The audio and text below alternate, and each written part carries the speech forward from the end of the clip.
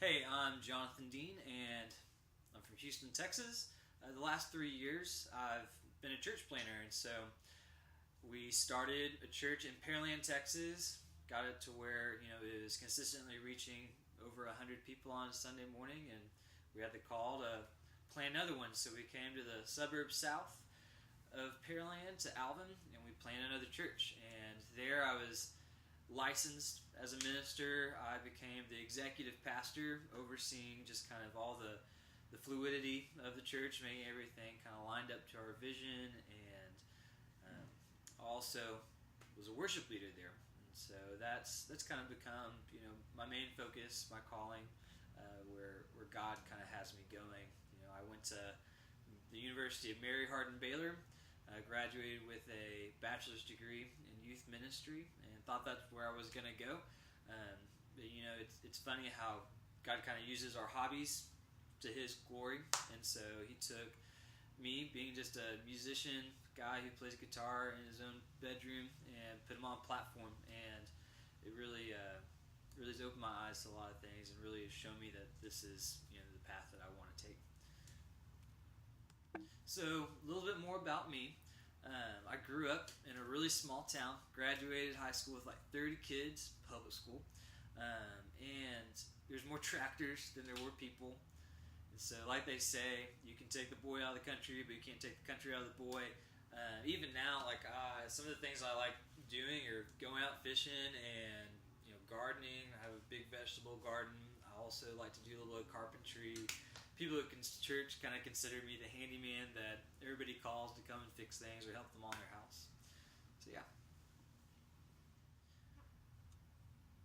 I came to know Christ whenever I was in junior high. I went to a church camp in East Texas, and on the typical big gospel presentation night, I accepted the Lord in my life. And it wasn't until later that I really realized how He was using me, and that where I was being called and how He was going to use my talents. When I was 19, I found out I was adopted, and it really, really messed with me. It was a lot like the Jim Carrey movie, The Truman Show, where everybody in your small town, your family, your friends, everybody knows that you're adopted or that you're on a reality TV show, except for you. And so it really messed with me. I really felt betrayed by pretty much everybody around me. It's taken me a long time to remember how to trust. And during that time, I sought after a lot of things that I thought that were going to make me feel better, bring me joy and pleasure. But no matter how much sex or how much alcohol I drank or what drugs I took, they never made anything better. And it really took God completely separating me from that situation and that place where I was at, to depend on Him fully and realize that He is my joy and He is faithful. He's not going to betray us. He has a plan, and to trust in that plan. So my heart of worship and my passion for it really comes from teaching, and where I may not always be the most outspoken person on the platform, I really care about the words that we're putting on the congregation's tongue. What are they singing, and what are we presenting to the Lord? And whereas the lead pastor has 30 minutes for their message, 45 an hour, and the worship leader has their allotted time, what are we really using those songs for? Are they just feel good, happy songs to convey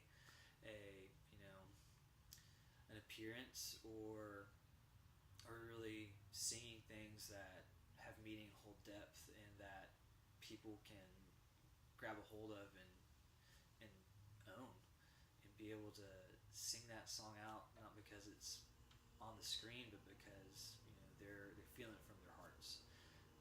And that's something that's super important to me. The other thing I'm really passionate about is also working with a team to create good music, and not just play the radio hits, but created to be.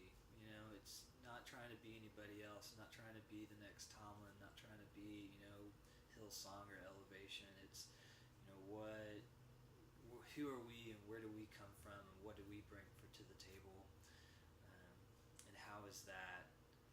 How can we make that excellent to its best potential, to glorify God? So those are kind of things that I'm passionate about, where my heart's at with worship.